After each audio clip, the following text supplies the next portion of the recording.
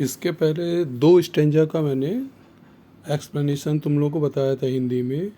अब हम लोग जो सामने तुम्हें स्क्रीन पे दिख रहा है ना, जो उसका तीसरा स्टेंजा है, जिसकी पहली लाइन है, if you can talk with crowds and keep your virtue or walk with kings nor lose the common touch, if neither foes nor loving friends can hurt you, if all men count with you but none too much, if you can fill the unforgiving minute with 60 seconds worth of distance run, yours is the earth and everything that is in it, and which is more you will be a man my son. अब देखो, ये जो अंतिम stanza है, इसमें आगे से अगर हम लोग देखें तो राइमिंग स्कीम भी अच्छी बन रही है। जैसे वर्च्यू, टच, यू और मच। तो वर्च्यू को अगर हम ए दें तो टच को हम लोग B, A B C B, ये इसके स्टेंजा में राइमिंग होंगे। वर्च्यू का यू और टच का मच।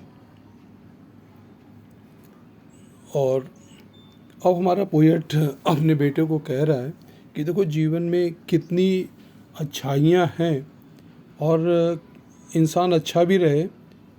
तो पहली लाइन कह रहा है कि if you can talk with crowds and keep your virtue. कहा कि अगर आप साधारण लोगों के साथ तुम्हारा संपर्क है और तब भी तुम अपने अच्छे गुणों, वर्च्यू का मतलब है क्वालिटीज़, गुड क्वालिटीज़, उसको तुम संभाल के रखते हो, और walk with kings nor lose the common touch. दो विरोधी चीज़ें हैं। देखो, जब हमारे संपर्क थोड़े बड़े होते हैं ना, तो हम लोग क्या करते हैं, छोटे लोगों को, जो हमारे आसपास रहते हैं सामान्य लोग, उनको हम ध्यान नहीं देते। तो हमारा पोएट पहली लाइन समझाया क्या, कि तुम्हारा संपर्क यहाँ पे राजा के साथ भी अगर हो जाए, अगर तुम उनके साथ चल भी रहे हो, तो nor lose the common touch, अगर तब भी तुम अपने सामान्य संपर्क को मत छोड़ना।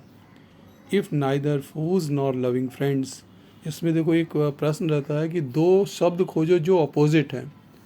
तो यहाँ फूज एंड फ्रेंड्स, फूज शत्रु को बोलते हैं और फ्रेंड्स मित्र को, और ये दोनों एक दूसरे के अपोजिट हैं। एनिमीज़ के लिए दूसरा शब्द फूज आ सकता है।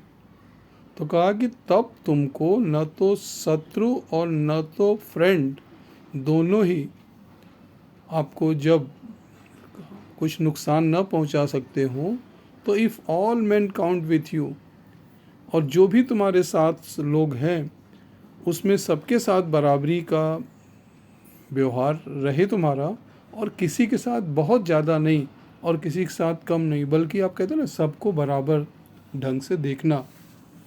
तो मैं अपने बेटे को कहा कि बेटा, तो जब तुम्हारे आसपास के जो लोग हैं सबके साथ तुम्हारा सामान्य संपर्क होना चाहिए, किसी के साथ बहुत अधिक नहीं।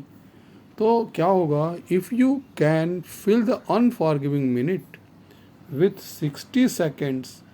तो मेरे बेटे, ये जो समय है ना, और अनफॉरगिविंग मिनट क्यों कहा गया, कि देखो समय ही ऐसा है जो किसी को माफ़ ही नहीं करता। और अगर कहा जाए कि अनफॉरगिविंग मिनट का मतलब, time is very important, it doesn't wait for anyone. ये किसी का इंतज़ार ही नहीं करता। दो चीज़ें कहेगी, टाइम एंड टाइड। टाइड कहते हैं समुद्र की लहरों को, time and tide wait for none. कहा गया है कि समय और समुद्र की लहरें किसी का इंतज़ार नहीं करती। अभी मान लो 4 बज रहा है और 4:05 कोई आदमी कह रहा है कि हम 4 के आगे नहीं बढ़ने देंगे, तो भी समय को वो रोक नहीं पाएगी। एक घड़ी, अपनी घड़ी को हो सकता है उसका सेल निकाल दे, कह दे कि मैंने टाइम रोक दिया, लेकिन दूसरे की घड़ी तो आप नहीं रोक पाओगे।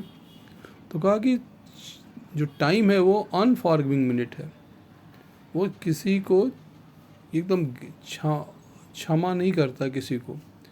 और कब, जब तुम समय की सबसे छोटी इकाई है सेकंड, तो जब तुम एक एक सेकंड का उपयोग करोगे, हाँ, तब तुम्हारे साथ एक एक सेकंड का उपयोग करना बिना समय गवाए, बिना इसको अपने समय को बर्बाद किए हुए, अपने एक एक पल का जब तुम उपयोग करोगे, तो कहा कि योर्स इज़ द अर्थ, तब ये जो पूरी पृथ्वी है ये तुम्हारी हो जाएगी, और जो कुछ भी इसमें है पृथ्वी के अंदर वो सब कुछ तुम्हारा हो जाएगा। And which is more you will be. अंतिम चीज़ जो बहुत टचिंग कहा कि बेटा अगर तुम ये सारी चीज़ें करोगे तो तुम एक मैन हो जाओगे। मैन तो बच्चा बॉय है तो मैन बनेगा ही आदमी, लेकिन उस मैन का मतलब अ परफेक्ट मैन। हाँ, एकदम पूर्ण व्यक्तित्व जो है वो तुम बन जाओगे, माई सन, मेरे बेटे। तो ये अंतिम लाइन में 2 प्रश्न काफ़ी अच्छे हैं, जहाँ पे लिखा रहा है कि not lose the common touch. Not lose the common touch का मतलब है कि आप अपने संपर्क को मत तोड़ना, सामान्य संपर्क को हमेशा बढ़ाए रखना, उसको कम मत करना। और फिर एक प्रश्न आ सकता है अनफॉरगिविंग मिनट। ये अनफॉरगिविंग मिनट क्या है? What is unforgiving minute? अगर तुम इसके ग्लॉसरी में देखो तो अनफॉरगिविंग मिनट के लिए कहा है कि time that does not wait for anyone, समय किसी का इंतज़ार नहीं करता, ये गैर क्षमाशील है। और कभी कभी मैन लिखा जाएगा, why man is written in capital, because a man means true human being, सच्चा इंसान, इसीलिए उसको कैपिटल से लिखा गया। मैंने इसके प्रश्न उत्तर आपको भेजे हैं, और 2 पैसेज के जो क्वेश्चन है, और 2 पैसेज के अलग अलग क्या क्या प्रश्न, 3 प्रश्न अलग से भेजे हैं। और इसके सारे क्वेश्चंस के विच मीन, जैसे देखो नीचे लिखा ना कि एग्री और डिसएग्री, इसी एग्री और डिसएग्री में कभी कभी ट्रू फॉल्स या राइट रॉन्ग भी रहता है। तो यहाँ जो 5 चीज़ें दिया है टेबल में एडवाइस में, इसको एग्री और डिसएग्री करना है। जैसे get angry when others commit mistake, गुस्सा हो जाओ जब कोई मिस्टेक करता है, तो हम इससे डिसएग्री हैं। Keep friendship with all classes of, सभी लोगों से संपर्क करना चाहिए, तो ये सही है, एग्री है। रन अवे फ्रॉम ट्रबल्स, जब परेशानी आ जाए तो भाग जाओ, तो आप संपर्क इसमें एग्री रहेंगे, नहीं तो disagree. Hate the rich people and help the poor, ये भी डिसएग्री, मतलब कि जो पैसे वाले लोग उनसे हेट करो और पुअर से घृणा करो, जबकि कहा गया इक्वली सबके साथ समान रहिए। Get angry when others blame on you, जब कोई दूसरा तुम्हारे ऊपर ब्लेम करता है तो उससे गुस्सा करो, इसमें भी डिसएग्री, इसको फॉल्स भी कह सकते हैं हम लोग। हाँ, reconstruct something we have build with care if it has been broken by others, उन सामान्य चीज़ों को जो आपकी टूट चुकी है तो उसको भी बनाने के लिए आपको तैयारी करनी पड़ेगी, सीमित साधनों के साथ भी। तो इसमें हम लोग एग्री होंगे। इसके अलावा जितने भी अन्य प्रश्न दिए हैं वो सबको आपको ये प्रश्न लिख लेना है, और जहाँ जहाँ ग्लॉसरी में दिया ब्लैक से लिखा ना, जैसे lose the common touch, count with you, unforgiving minute, इनको आपको कॉपी में लिखना भी है, इस बात का ध्यान रखें।